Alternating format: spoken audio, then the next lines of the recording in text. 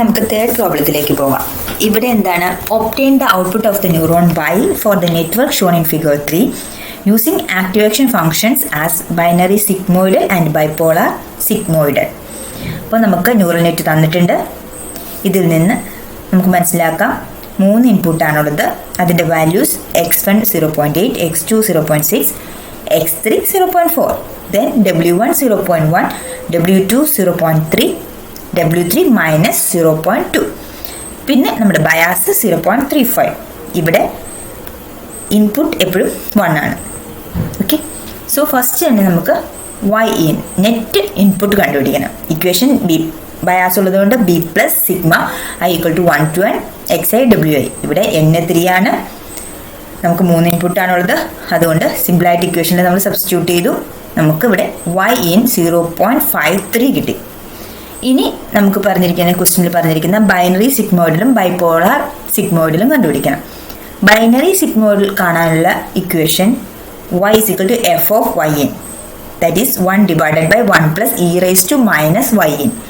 y in നമ്മൾ already കണ്ടുപിടിച്ചു 0.53. So equation become 1 divided by 1 plus e raised to minus 0.53. അത് calculate ചെയ്യുമ്പോൾ നമുക്ക് എന്ത് കിട്ടി? 0.625 ആൻസർ കിട്ടി. Then the second question for bipolar sigmoidal activation function. Here y is equal to f of y in, that is 2 divided by, bipolar ആകുമ്പോൾ 2 divided by 1 plus e raised to minus y in minus 1. So substitute that y in here. So 2 divided by 1 plus e raised to minus 0.53 minus 1. So here we get 0.259. അതാണ് ഈ problem. Okay, so next one നമ്മൾ മക്കലോ-പിറ്റ്സിൻ്റെ പ്രോബ്ലത്തിലേക്ക് പോവാണ്. ഇവിടെ implement and function using McCulloch Pitts neuron, take binary data. ഇത് മാത്രമായിരിക്കും problem. അപ്പോൾ സൊല്യൂഷനിലേക്ക് വരുമ്പോൾ ആദ്യം തന്നെ നമ്മൾ ആൻഡ് ഫങ്ഷൻ്റെ ട്രൂത്ത് ടേബിൾ വരയ്ക്കണം. That is x1 x2 the value y.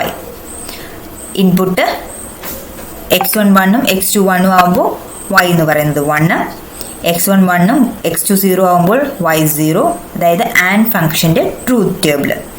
ഇതിൽ നിന്നാണ് നമ്മൾ നെക്സ്റ്റ് പ്രോബ്ലത്തിലേക്ക് പോകുന്നത്.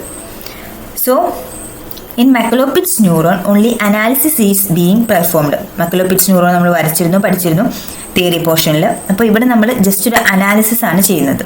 സോ ആദ്യം തന്നെ നമ്മൾ w1ന് 1, w2ന് 1. അപ്പോൾ ആ ആർക്കിടെക്ചറിലേക്ക് പോവാണ്. അത് വെച്ചിട്ട് നമ്മൾ ഈ ഫിഗർ 4 വരച്ചു. നമുക്ക് 2 ഇൻപുട്ടുണ്ട്, x1 x2 ഇൻപുട്ട്. അതിൻ്റെ weights w1 equal to 1, w2 equal to 1, then the output y. So അത് വെച്ചിട്ട് നമ്മൾ നെറ്റ് ഇൻപുട്ടുകൾ കാൽക്കുലേറ്റ് ചെയ്യുകയാണ്. ആദ്യത്തെ കേസിൽ 1 1 വെച്ച് കാൽക്കുലേറ്റ് ചെയ്തു. That is x1 w1 plus x2 w2. ഇവിടെ x1 1, w1 1, x2 1, w2 1. അവിടെ നമുക്ക് 2 കിട്ടി.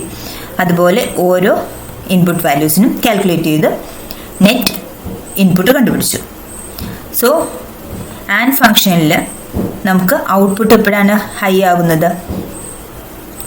2 വാല്യൂ, അതായത് ഇൻപുട്ട് x1 x2 ഹൈ ആയിരിക്കുമ്പോഴാണ് ഔട്ട്പുട്ട് ഹൈ ആയി വരുന്നത്. അപ്പോൾ നമുക്കിവിടെ 1 1 എന്ന് പറഞ്ഞ ഇൻപുട്ടിന് വാല്യൂ നെറ്റ് ഇൻപുട്ട് 2 കിട്ടി.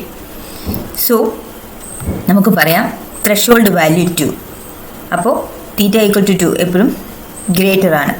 അപ്പോൾ നമ്മൾ ഉദ്ദേശിക്കുന്ന x1 equal to 1, x2 equal to 1 എന്നുള്ള കണ്ടീഷനിൽ തന്നെ നമുക്ക് നമ്മുടെ ത്രെഷോൾഡ് വാല്യൂ റീച്ച് ചെയ്യുന്നുണ്ട്. സോ നമുക്ക് എങ്ങനെ ഔട്ട്പുട്ട് ന്യൂറോണിന് എഴുതാൻ പറ്റും? y equal to f of y in, that is equal to 1 if y in greater than or equal to 2, 0 if y in less than 2. So 2 എന്ന് പറയുന്നതാണ് ഇവിടെ ത്രെഷോൾഡ് വാല്യൂ. ആ ത്രെഷോൾഡ് വാല്യൂവിൽ തന്നെ നമ്മുടെ ന്യൂറോൺ ഫയർ ചെയ്യുന്നുണ്ട്. അതുകൊണ്ട് നമുക്ക് ഇവിടെ വെച്ച് തന്നെ പ്രോബ്ലം സ്റ്റോപ്പ് ചെയ്യാൻ പറ്റും. ഇപ്പോൾ നമുക്ക് നെറ്റ് വാല്യൂവിനെ ഈ ത്രെഷോൾഡ് വാല്യൂ അല്ല, നമുക്ക് ഇക്വേഷൻ വെച്ചും കണ്ടുപിടിക്കാം. Theta greater than or equal to NW minus P ആണ് നമ്മുടെ equation. So n equal to 2, W എന്ന് പറയുന്നത് എക്സിറ്റേറ്ററി വെയിറ്റ് ആണ്, that is 1. Then and inhibitory weights ഒന്നും നമുക്ക് ഇവിടെ ഇല്ല, ഒറ്റ നെഗറ്റീവ് വെയിറ്റ്സ് ഇവിടെ ഇല്ല. അതുകൊണ്ട് P ഈക്വൽ ടു 0 ആണ്. അപ്പോൾ ഈ വാല്യൂ സബ്സ്റ്റിറ്റ്യൂട്ട് ചെയ്ത് കഴിയുമ്പോൾ theta less than or equal to 2 into 1 minus 0 that is theta greater than or equal to 2 കിട്ടും. അപ്പോൾ ആ രീതിയിൽ നമുക്ക് ത്രെഷോൾഡിനെ സെറ്റ് ചെയ്യാം. അല്ലെങ്കിൽ ഈ ഇക്വേഷനിൽ സബ്സ്റ്റിറ്റ്യൂട്ട് ചെയ്യുമ്പോൾ നമുക്ക് ഹയസ്റ്റ് വാല്യൂ കിട്ടിയിരിക്കുന്നത് 2 ആണ്. അതാണ് നമ്മുടെ ത്രെഷോൾഡ് തീറ്റ. സോ നമ്മുടെ അനാലിസിസ് ആയിട്ട് നമുക്ക് എഴുതാൻ പറ്റും y is equal to f of y in 1 if y in greater than or equal to 2, 0 if y in less than 2. So 2 represents the threshold value.